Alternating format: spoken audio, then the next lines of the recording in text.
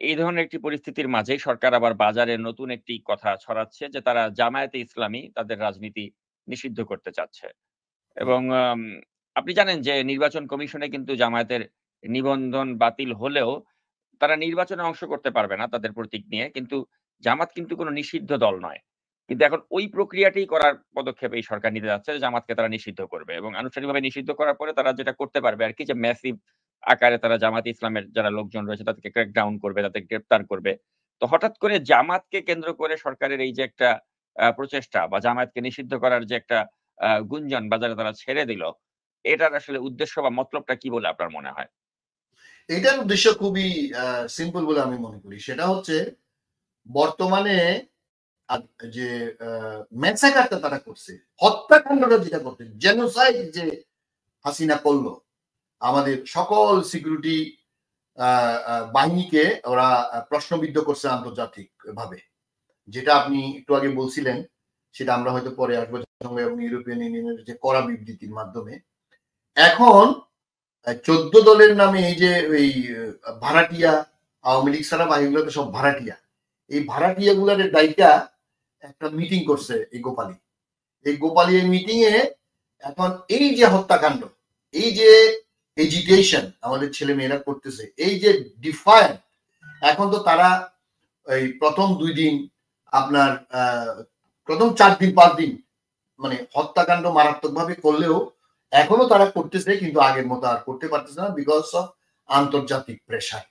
এবং এমনকি তার বয়ফ্রেন্ড মোদিও কিছুটা মুখ ঘুরেছে বলে আমরা শুনতেছি, সত্য মিথ্যা জানি না, যে এই ব্যাপারে তোমাকে আমরা সহযোগিতা খুব বেশি করতে পারবো না।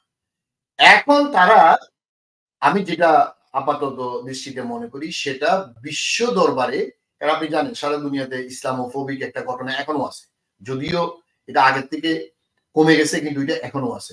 এখন এই ঘটনার পিছনে জামাত ইসলামী, বিশেষ করে বিএনপি এবং জামাত দুইটাকে তো তারা ব্র্যাকেটই নেয়, কিন্তু জামাতকে তারা আগে টার্গেট করতেছে বিশ্বকে দেখানোর জন্য যে এরা হচ্ছে জঙ্গি, এরা হচ্ছে এক্সট্রিমিস্ট, সুতরাং এদেরকে আমরা এখন নিষিদ্ধ ঘোষণা করতেছি।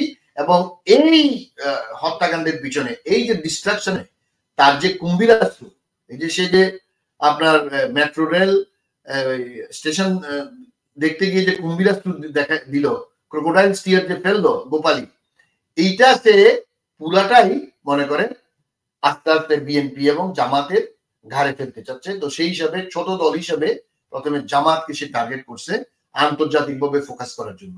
এবং এটা এমনও হইতে পারে, এটা হচ্ছে প্ল্যান, হয়তো বলছে যে, কারণ ও তো, আমি বারবার একটা কথা বলি, এই যে আপনার সৌমিত্র দস্তিদার যে ভয়ঙ্কর কথা বলছে, এটা আমি সবাইকে শুনতে বলবো, আমি আমার ফেসবুকে এটা দিয়ে দিছি অলরেডি, দেখতে পারেন, যে বাংলাদেশটাকে ধরার পিছনে ভারতের গোয়েন্দা সংস্থা, মোদীর সরকার যে কিভাবে আপনার জড়িত আছে, এইটা যদি আমরা না বুঝি তাহলে কিন্তু আমরা কিছুই বুঝবো না।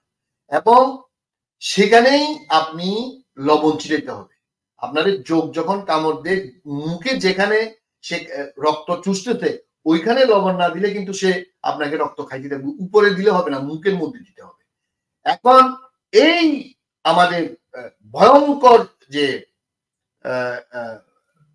ঘটনা ঘটাইছে সেটা হচ্ছে এই যে এবং এই যে জামাতকে নিষিদ্ধ করার মাধ্যমে তারা একটা ক্র্যাকডাউন করবে, আপনি ঠিকই বলছেন, আর একটা ক্র্যাকডাউন করবে যদি সময় পায়।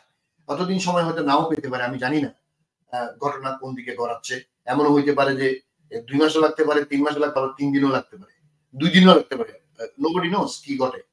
এখন তারা ধরেন ছলে বলে কলে কৌশলে, কারণ একটা জিনিস মনে রাখতে হবে প্রিয় শ্রোতা, যে মিথ্যাকে আপনি যদি স্টাবলিশ করতে চান তাহলে আপনি আরো 100 মিথ্যা দাঁড় করাতে হবে। আর সত্যকে দাঁড় করানোর জন্য কোন সত্যের দাঁড় করানোর জন্য, সত্যই সত্য। এখন জামাতি ইসলামীকে সে কিন্তু দেখেন, ও কিন্তু ইচ্ছা করলে বলতো যে প্রজ্ঞাপন জারি করো এখনই, নিষিদ্ধ ঘোষণা একটা আইনের মাধ্যমে, অথবা তার এই যে ভেগাবন্ড একটা কোর্টের মাধ্যমে সে করতে পারতো, বলতে প্রক্রিয়া শুরু করছি, মানে বিশ্বকে জানান দিবে সে কিছু এভিডেন্স তৈরি করবে, মানে বানাবে এভিডেন্স তৈরি করে দেখাবে যে অমুক ঘটনা জামাত ইসলামী করছে, অমুক হত্যাকাণ্ড জামাত করছে, ওই ছাত্রদের কিছু জামাতের তকমা লাগাবে, শিবিরের তকমা লাগাবে, যে নামাজ পড়বে তাদের শিবির বলবে, জামাত বলবে, যে মাথায় টুপি দিবে, ইসলামের যত আপনার চিহ্ন আছে, মানে যে কেউ মাথায় টুপি দিবে, কেউ দাঁড়িয়ে রাখতে পারবে না, দাঁড়িয়ে রাখতে চাইলে জামাত বলবে, এগুলা করে তারা একটা হয়তো এখন ডকুমেন্টারি বানাবে। আপনি খেয়াল করবেন এগুলো করবে, করে কি করবে, এই যে আমাদের এই কুলাঙ্গার এই যে এই দাসির যে পররাষ্ট্র সচিব মোমেন, সে একটা ইমেইল পাঠাইছে, আপনি পাইছেন কিনা জানি না, বিভিন্ন দেশের এমবেসিতে ফরেন অফিসে পাঠাইছে একটা বর্ণনা দিয়ে। আমার কাছে আশ্চর্য লাগে, একটা গণতান্ত্রিক সমাজে এই যে সিভিল সার্ভেন্টের মধ্যে সবচেয়ে ভালো ছাত্রছাত্রী গুলা আপনার ফরেন ক্যাডারে যায়, মানে তাদের যে ন্যূনতম মানে লেখাপড়া তাদের কেন করছে, এটা আমার কাছে নিজের কাছে এখন নিজের প্রশ্ন নিজেকে করি, যে যে একটা মিথটাকে এস্টাবলিশ করার জন্য এই যে মোমেনের মতো যে সর্বোচ্চ পর্যায়ের একজন কূটনীতিক মনে করে, তার মতো একটা লোক ফরেন মিনিস্ট্রিতে, তাদের কি কোনো বিবেক বলতে কিছু নাই? তোমাদের কাজ কি? তোমাদের কাজ সরকারের এই প্ল্যান বাস্তবায়ন করা, ঠিক আছে, কিন্তু কোন প্ল্যান বাস্তবায়ন করবে? তোমাদের কি কোনো মানে রুলস অফ বিজনেস নাই? তোমাদের কি কোনো কি লিখবা, কিরকম মিথ্যার উপর নির্ভর করে যে পুরো দেশটা চালাচ্ছ, এটা কি তোমরা জানো না? ফরেন ক্যাডাররা জানো না? অ্যাডমিন ক্যাডাররা জানো না? সবাই কি গোলাম হয়ে গেছে? একটা ভালো লোক নাই। এই যে জামাতে ইসলামীকে নিষিদ্ধ করা বা বিএনপিকে নিষিদ্ধ করা, বিএনপিকে নিষিদ্ধ করার দিকে যাবে ওরা, যদি এইবার টিকে যেতে পারে, এইবার টিকবে না আশা করি, আমি দৃঢ়ভাবে বিশ্বাস করি তারা আমাদের ছেলে মেয়েরা তাদেরকে বঙ্গোপসাগরে উড়াই দিবে, এটা আমি মনে করি। কিন্তু এই যে জামাত ইসলামী নিষিদ্ধ করার তাদের যে প্ল্যানটা, এগুলো হচ্ছে তাদের আরো অনেক আগে থেকেই ছিল। তারা মধ্যখানে মনে করছিল যে তারা মোটামুটি 2022-এর 7ই জানুয়ারি নির্বাচনটা করে এখন পার পেয়ে যাচ্ছে, হয়তো ধীরে ধীরে করতো, এখন আগায় আনছে, কারণ এখন তারা সার্ভাইভ করতে পারতেছে না। এখন সার্ভাইভের জন্য কি, offence is the best defence. সুতরাং অফেন্স তারা আরো মানে বাতি নিবার আগে বেশি করে জ্বলে, সুতরাং তারা আরো অনেক কিছু করতে চাইবে, করবে, এবং সারা দেশে সোফার আমার মনে হয় 11 থেকে 12,000 অ্যারেস্ট করছে। আপনি চিন্তা করেন, জেলে কিন্তু জায়গা নেই, এখন কিন্তু অ্যারেস্ট করতেই আছে, এবং মানুষ কিন্তু ঘরে বাড়িতে নেই, কিন্তু ছেলেপেলেরা কিন্তু ডিফায়ান্ট, তারা বলতেছে তুমি কত অ্যারেস্ট করবা করো।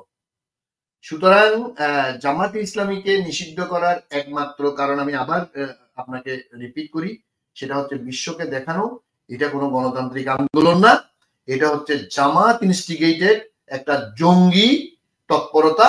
সুতরাং আমাদেরকে সাপোর্ট করো, এইটা নিশ্চিতভাবে আপনি বলতে পারেন। আমার কাছে এই মুহূর্তে প্রমাণ নেই, কিন্তু নিশ্চিতভাবে আমার মানে পঞ্চ ইন্দ্রিয় ষষ্ঠ ইন্দ্রিয় পর্যন্ত বলতেছে this is a new plan from র, সো দ্যাট তারা তাদের গোপালীকে, তাদের এই পাঁচাটা গোলামকে, এই ভণ্ডকে, এই মৃত্যুকে আরো দীর্ঘদিন ক্ষমতা রাখতে পারে।